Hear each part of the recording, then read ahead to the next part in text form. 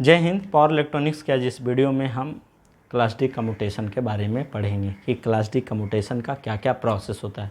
Sir हमने board पर already figure बना रखा है क्लास डी कम्यूटेशन के लिए, जिसमें आपका ये मेन थायरिस्टर है, ये ऑक्सिलरी थायरिस्टर है, ये आपका इंडक्टर एल, डायोड डी और ये आपका कैपेसिटर सी लगा हुआ है। सर तो ये जो देख रहे हो ना, ये मेन थायरिस्टर छोड़ करके ये जो आप सर्किट देख रहे हो एक कम्यूटेटिंग सर्किट है आपका, मतलब कम्यूटेटिंग एलिमेंट है। इसी मेन थायरिस्टर को हमको इन सब कम्यूटेटिंग एलिमेंट के हेल्प से क्या करना है, टर्न ऑफ करना है। और ये आपका लोड है, यहाँ लोड मानकर चल रहे हैं कि हाईली इंडक्टिव है, इसलिए हाईली इंडक्टिव मानकर चल रहे हैं क्योंकि हम यहाँ एजम्पशन लेंगे कि लोड करंट आपका क्या है, कांस्टेंट है। लोड करंट को हम कांस्टेंट मानकर चलेंगे। ये देखो लोड करंट हम कांस्टेंट मानकर चले हैं।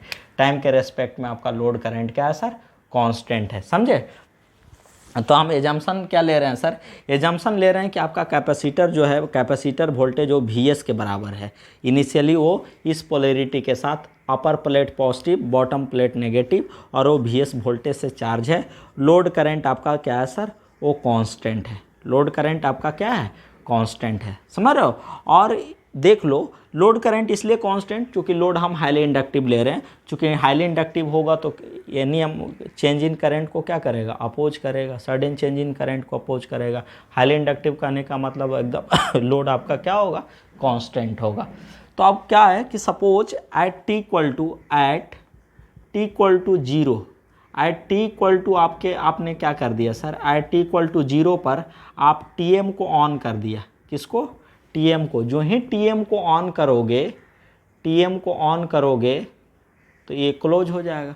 तो ये वाला प्लस पॉइंट जो है कैपेसिटर का प्लस प्लेट, ये प्लस और ये आपका माइनस, माने डायोड ऑन। जो ही डायोड ऑन हो जाएगा तब क्या होगा, कैपेसिटर जो मेन थायरिस्टर के थ्रू करंट होगा, दो करंट, एक आइनोड लोड करंट और दूसरा आपका क्या होगा सर, एक करंट आपका क्या होगा सर, आईसी होगा। वो आईसी कैसे फ्लो होगा, चूंकि ये भी पाथ क्लोज है तो आईसी ऐसे फ्लो होगा। आईसी का जो डायरेक्शन होगा वो ऐसे होगा, ये आपका आईसी का डायरेक्शन होगा, समझ रहे हो।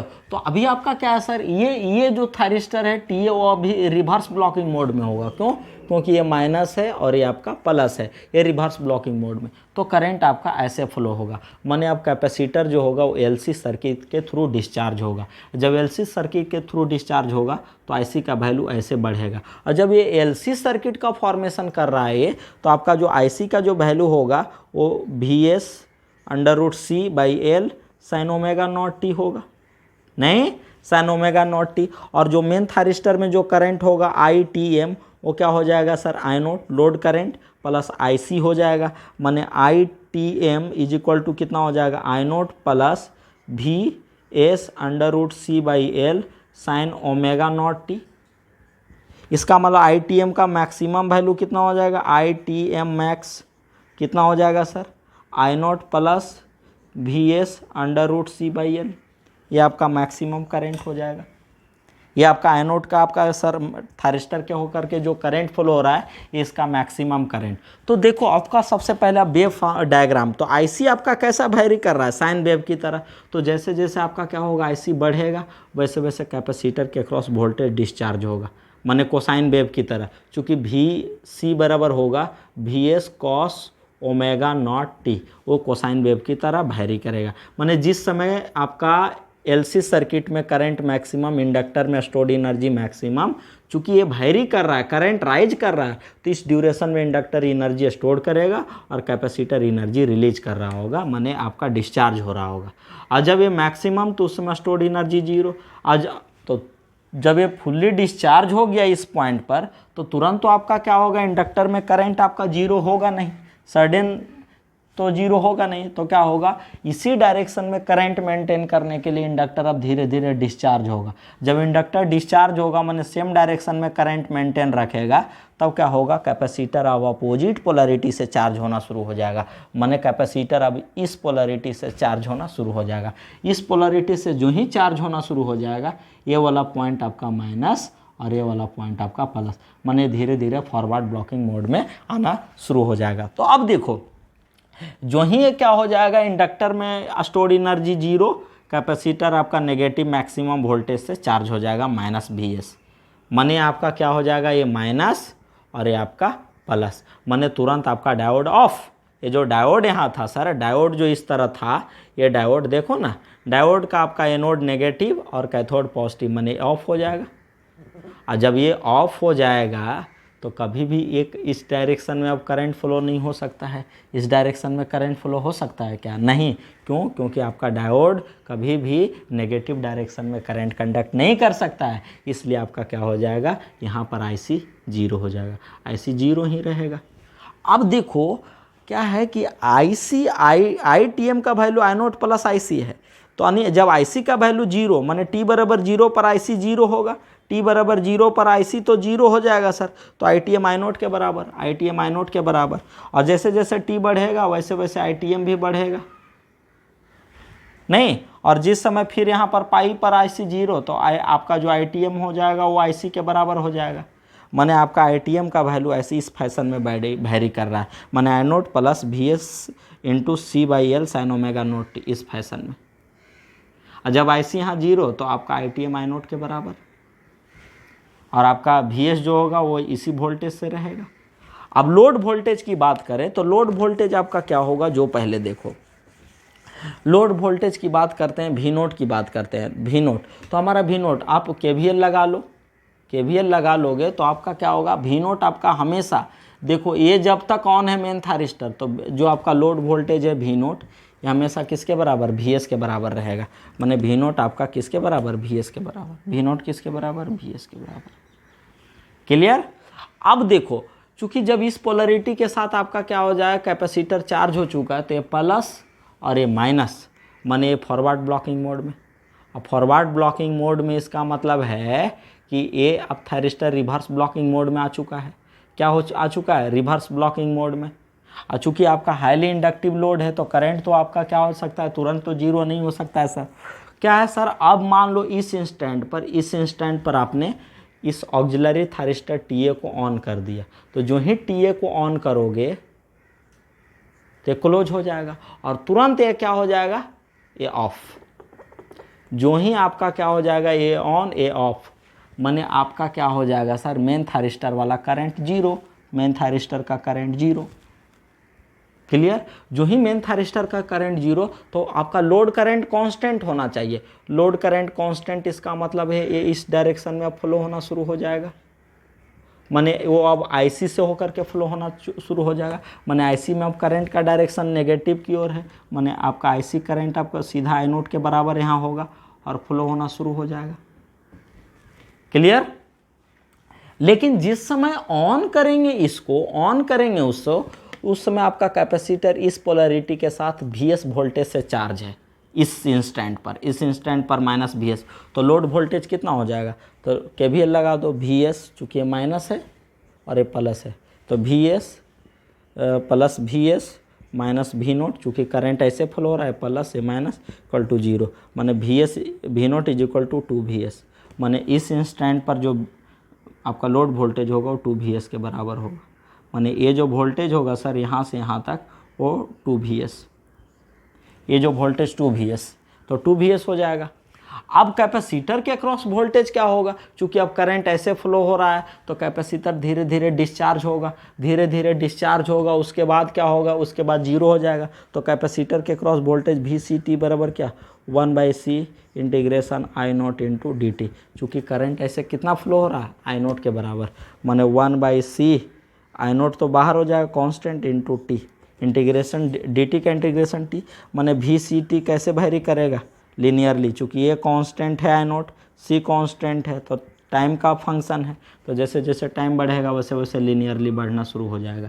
लीनियरली बढ़ना शुरू होगा माने इस पोलरिटी के साथ है, पहले धीरे धीरे डिस्चार्ज होगा, उसके बाद क्या होगा, डिस्चार्ज होकर के 0 हो जाएगा, डिस्चार्ज होगा 0। तो अब देखो V0 आपका क्या है सर, V0 आपका VS है प्लस VC है, तो जैसे जैसे, और VC जब आपका VS के बराबर था तो 2V0, चूँकि इस इंस्टेंट पर वो माइनस VC माने VS के बराबर था तो 2VS आया था।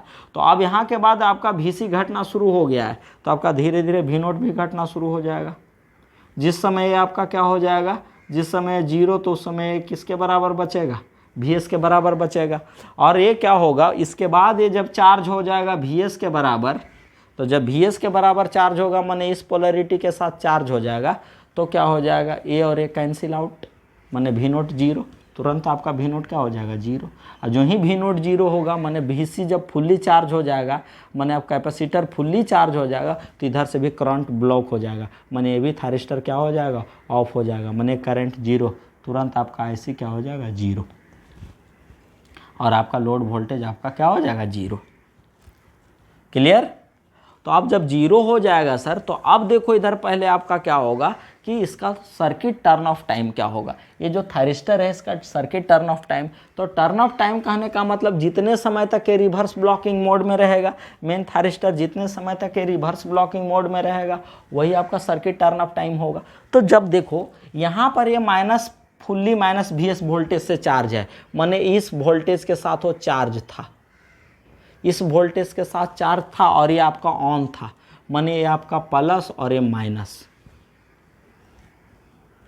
तो आपका रिवर्स ब्लॉकिंग मोड में है मेन थारिस्टर, TM जो होगा रिवर्स ब्लॉकिंग मोड में हो जाएगा। तो जब रिवर्स, चूंकि आपका TM तो ऐसा है ना, TM आपका ऐसा है सर, तो रिवर्स ब्लॉकिंग मोड में होगा। तो रिवर्स ब्लॉकिंग मोड में कब तक रहेगा, जब माइनस Vs से जीरो हो जाएगा, चूंकि इसके बाद तो आपका थारिस्टर इस कैपेसिटर इस पोलैरिटी के साथ चार्ज होगा, जो ही इस पोलैरिटी के साथ आपका चार्ज होगा, तो ये तो फॉरवर्ड ब्लॉकिंग मोड में आ जाएगा ना, तो फॉरवर्ड ब्लॉक। लेकिन सर्किट टर्न ऑफ टाइम का डिफिनेशन क्या कहता है, जितने समय तक थारिस्टर रिवर्स ब्लॉकिंग मोड में होता है, तो रिवर्स ब्लॉकिंग मोड में तो इतने समय तक ही रह रहा है, TCM टाइम तक ही रह रहा है, देख लो यही वो टाइम है TCM, माने circuit turn off time for main thyristor, इसी समय तक वो आपका रिवर्स ब्लॉकिंग मोड में रहा है, माने VCT का वैल्यू माइनस Vs से जीरो हो रहा है, तो इतने माइनस Vs से जीरो होने में जो टाइम है, इसी ड्यूरेशन, यही ड्यूरेशन जो होगा इसका सर्किट टर्न ऑफ टाइम होगा। क्लियर। तो सर्किट टर्न ऑफ टाइम कैसे निकालोगे, तो आपका कितना हो जाएगा, इंटीग्रेशन माइनस Vs से जीरो होगा VCT का वैल्यू, और VCT का value 1/c integration I0 into dt, और टाइम का वैल्यू जीरो से TCM। जीरो इसलिए ले रहे हैं चूँकि जिस इंस्टेंट पर ऑन करोगे वहाँ टाइम जीरो लोगे, तो आपका VCT का वैल्यू कितना हो जाएगा, zero minus minus plus Vs, कितना I0 बाहर ले लो, I0 अपॉन C, इसका T हो जाएगा जीरो से TCM, माने Vs माने I0 इंटू C इंटू कितना हो जाएगा, TCM, इसीलिए TCM इज इक्वल टू कितना हो जाएगा, CVs अपॉन I0। यही आपका सर्किट टर्न ऑफ है। कोई दिक्कत, कोई दिक्कत नहीं होना चाहिए सर, ये वेव फॉर्म में भी दिक्कत नहीं होना चाहिए, क्योंकि IC तो आपका LC सर्किट में है, साइन वेव की तरह वेरी कर रहा है, और चूंकि आपका मेन थारिस्टर में करंट आपका जिस समय ऑन था और जिस समय ये डायोड ऑन था, उस समय आपका I0 प्लस IC के बराबर था, IC वेरी कर रहा था ऐसे, तो आपका ITM आपका यहाँ से शुरू होगा, चूंकि ये जब जीरो था तो ITM I0 के बराबर था, ये जब जीरो होगा तो फिर से I0 के बराबर हो गया, और ये जब इंडक्टर में होकर के करंट मैक्सिमम, तो कैपेसिटर के क्रॉस वोल्टेज जीरो, और लेंज लॉ के कारण तुरंत तो आपका जीरो हो नहीं सकता है, तो सेम डायरेक्शन में करंट मेंटेन करने के लिए इंडक्टर एनर्जी रिलीज करेगा, फिर से कैपेसिटर नेगेटिव वोल्टेज से चार्ज हो जाएगा, और ये जब ये जीरो हो जाएगा इंडक्टर के क्रॉस स्टोर्ड एनर्जी, तो ये आपका माइनस Vs वोल्टेज से चार्ज हो जाएगा, और तुरंत आपका ये तुरंत चूँकि नेगेटिव डायरेक्शन में तो ये करंट अलाउ नहीं करता है डायोड, तो इसलिए आपका IC जीरो रहेगा।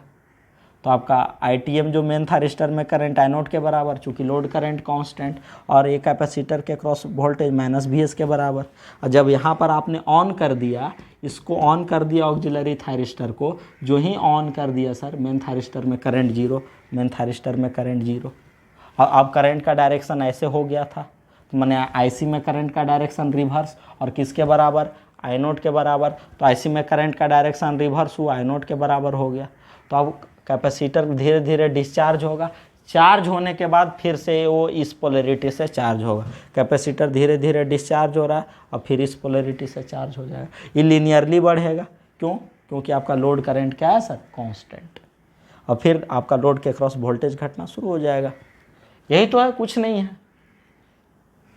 तो आप उम्मीद करता हूँ कि आपको क्लास डी कम्यूटेशन बहुत आसानी से समझ में आ गया होगा और सारे टर्म भी आपको समझ में आ गए। सर्किट टर्न ऑफ टाइम, आपका आईसी का पीक वैल्यू कितना होगा, आई नोट का पीक वैल्यू, आईटीएम का पीक वैल्यू कितना होगा, या आई नोट प्लस कितना हो जाएगा VS √C/L इसका पीक वैल्यू हो जाएगा। तो सब कुछ आपको समझ में आ गया होगा। तो आज फिलहाल इतना ही। अगले वीडियो में हम लेकर के आएंगे chopper DC to DC converter. धन्यवाद।